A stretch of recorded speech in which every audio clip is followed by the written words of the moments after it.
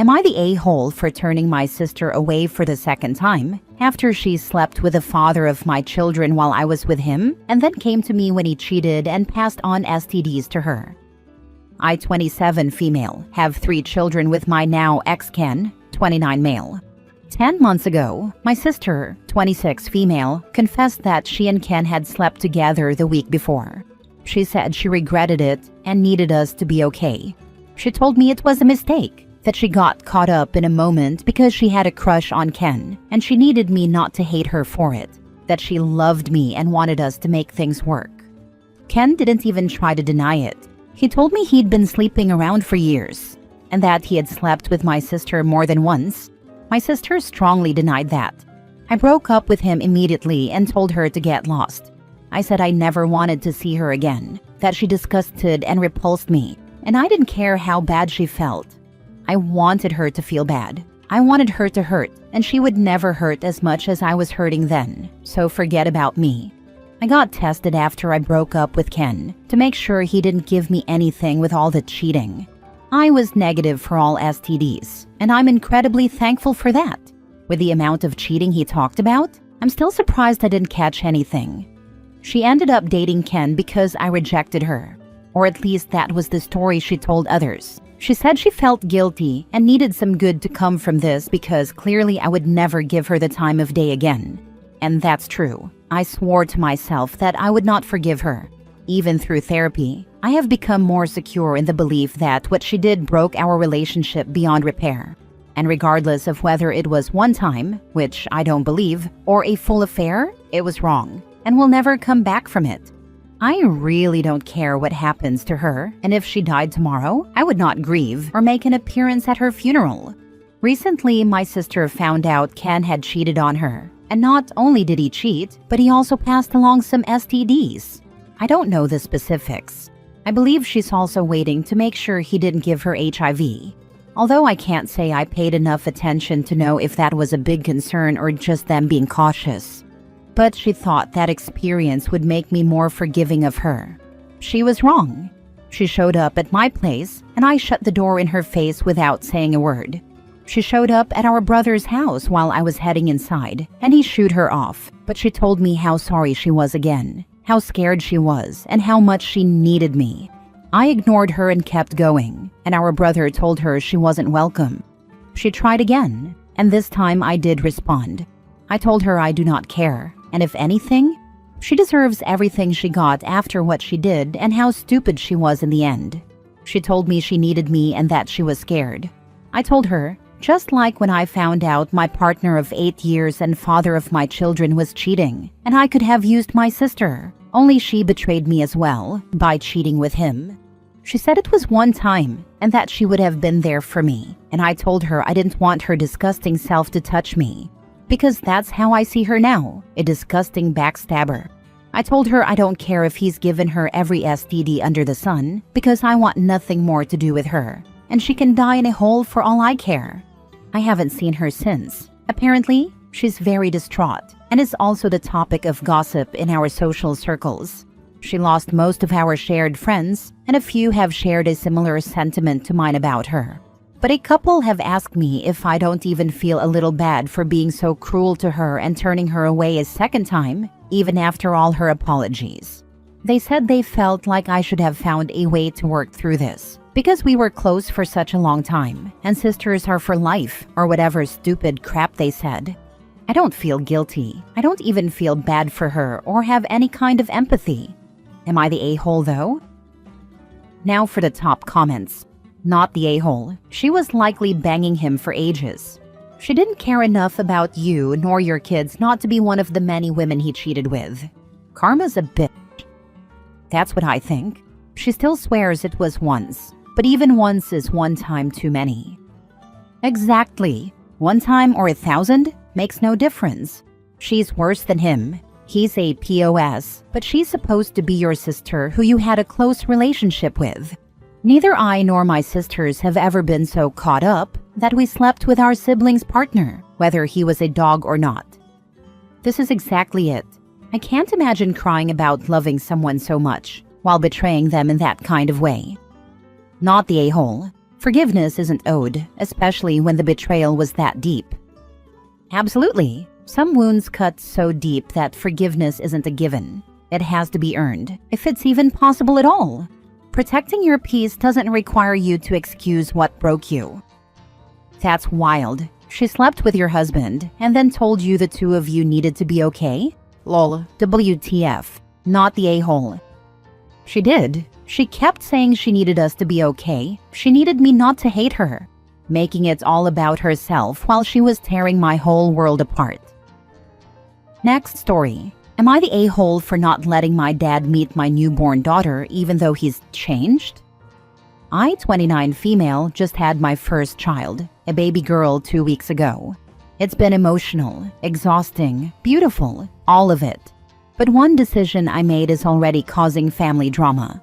I told my dad, 55 male, he won't be meeting her, ever. Here's why. My dad was horrific growing up. He was a textbook narcissist, angry, manipulative, terrifying when things didn't go his way. He never hit me, but he hit walls, smashed plates, and broke doors in front of me and my mom constantly. He'd scream at us like we were enemies, not family. One time when I was 12, he made me stand outside in the rain for an hour because I got a B on a math test. When I cried, he told me to stop being dramatic and start being better. I went no contact when I was 20. It was the best decision I ever made. I've spent nearly a decade in therapy, building boundaries and healing. 2 years ago, he got sober after a health scare. Since then, he's reached out several times, birthday cards, voicemails, even showed up at my old apartment once, always with the same message, I've changed, but never a real apology, just guilt-tripping wrapped in fake warmth. When I announced the birth of my daughter, just a simple Facebook post, he commented, "Can't wait to meet my granddaughter." I ignored it. Then my aunt called and said he was crushed I hadn't reached out. She said, "He's trying. You can't punish someone forever." But here's the thing. I'm not punishing him. I'm protecting my daughter. If I let him in, even a little, what happens when he flips again? Or when he tries to parent me through her? I won't make my child carry the trauma I've spent years trying to unload. Now my aunt and cousins are calling me heartless. One cousin even told me, "If you're so healed, why are you still holding a grudge?" Am I the a-hole? No, not the a-hole. I have fiercely protected my children from my own childhood trauma. It just makes you a better parent than he was. Ignore all the sniping. I would be blocking the a-hole ASAP from all social media and not sharing any photos online that your aunts and cousins can see. Tell him he did 20 years worth of damage to you that still lingers. He can wait 20 years until your child is grown up and can decide for herself, as an adult, who can choose to walk away if he shows any sort of mental instability, anger, bad behavior, etc. He messed up his chance. Now he gets to face the consequences. Sounds like the attempts of a narc who's afraid of what people will say when there is clearly no relationship. You owe him nothing. She's your future. Give her the future he never gave you. If you're so healed, why are you still holding a grudge? OP should respond, "I have managed to heal as much as I have because I have cut that man out of my life. I do not trust him, and I will never trust him enough to risk giving him the chance to hurt me again. I am responsible for the well-being of my baby, and I will never risk exposing her to being traumatized by the man who made my childhood a nightmarish hell." I'm glad that he got sober, and I wish him well in his life, but I don't owe him any chances. There very simply is no bridge back to me for him ever. Next story. Am I the a-hole because I wouldn't put my stepdad on my child's emergency contacts?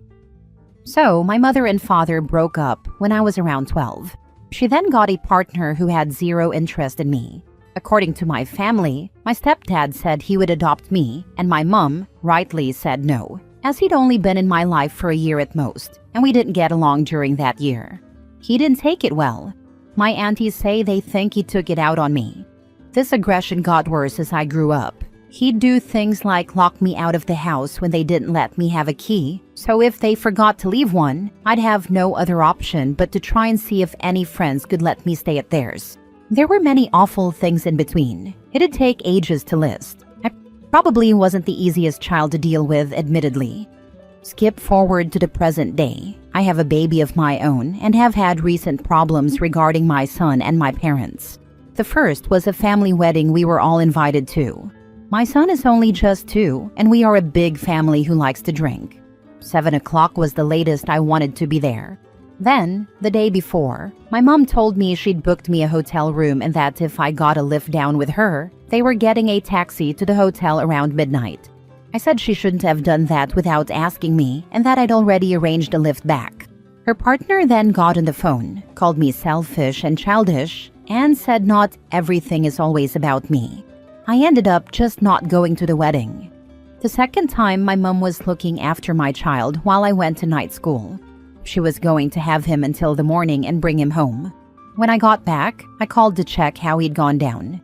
He doesn't stay there too often, and they have problems getting him to sleep. They didn't answer the first 2 calls, and then my mom messaged me.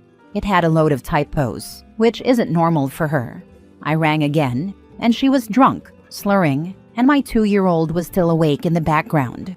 When I asked if she'd been drinking, she started saying I was being stupid and that she couldn't believe me. I walked to their house to get my child, and she called me an unfit mother and threw his clothes at me. Her partner came out and asked me why I overreact so much. I just walked off. Since then, my mom and I are once again trying to repair things. Because I don't drive, I asked her to drop off a form for my baby's nursery that he's due to start. She didn't drop it off and instead took it home and read through it. When she saw that her partner wasn't listed on the emergency contacts, she asked me why and accused me of pushing him out. She then said that if he wasn't on the emergency contacts, she didn't want to be either. I told her I don't trust him after everything that's happened. He's never, not once in my life, ever been there for me in an emergency. He's only ever been a person who's made me feel worthless. I wouldn't call him in an emergency for myself or my child. Why would I put him down? He also doesn't drive, so he wouldn't be of much use. She then said that if that's how I felt, she would cut contact with me. Am I the a-hole? Stop. Take a breath. You do not leave a child with child abusers or people who countenance child abuse. You do not leave a child with people who drink to excess when they're in charge of the child. You do not leave a child with people who call the parent ugly names and emotionally abuse her, and might very well turn around and do the exact same thing to the child. And you do not have an emergency contact who does any of these things. I'm not just talking about your stepfather. I'm talking about your mother. Why you didn't cut or severely restrict contact with her after the wedding incident suggests that you absorbed so much punishment and emotional abuse growing up that this seems normal to you. It isn't normal. Your stepfather isn't the only person who's made you feel worthless. Your mother, who has supported him and tolerated what he said and done to you, is equally responsible. Please get yourself to a therapist and do not allow your child to be alone with either one of them. Ever, forever. Not now, not in the future. I'm sorry you've suffered so much. Please start getting yourself disentangled from this ugly, destructive family dynamic. And you would be an a-hole if either of these people who treats you so badly were the emergency contact. Absolutely. Agree 100%. She should not expose her child to these people one more time. I hope she takes your advice. Maybe her school can help or point her in the right direction. Last story. Am I the a-hole for abandoning my girlfriend and newborn son by going through SEAL training? I'm male 23, just got through buds to become a SEAL. It was the toughest stretch of my life, physically and mentally, but I pushed through because I believed in what I was doing, for myself and for my future family. My girlfriend, 21, and I had been together for 3 years when she got pregnant. It wasn't planned, but we decided to keep the baby. At the time, I was already locked into the pipeline. I told her from the start that I wouldn't be able to be around for most of the pregnancy or even the birth.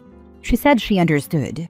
Maybe she thought it wouldn't be that hard, or maybe she just wanted to believe it'd be okay. Either way, I went in. I missed the birth. I wasn't there for any of it. The hospital, the first night, nothing.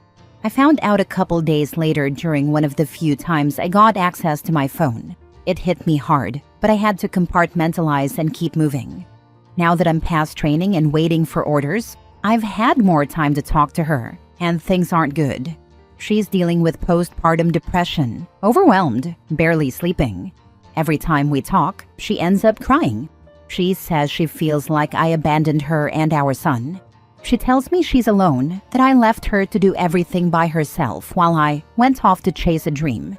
I don't blow her off. I stay on the phone as long as I can.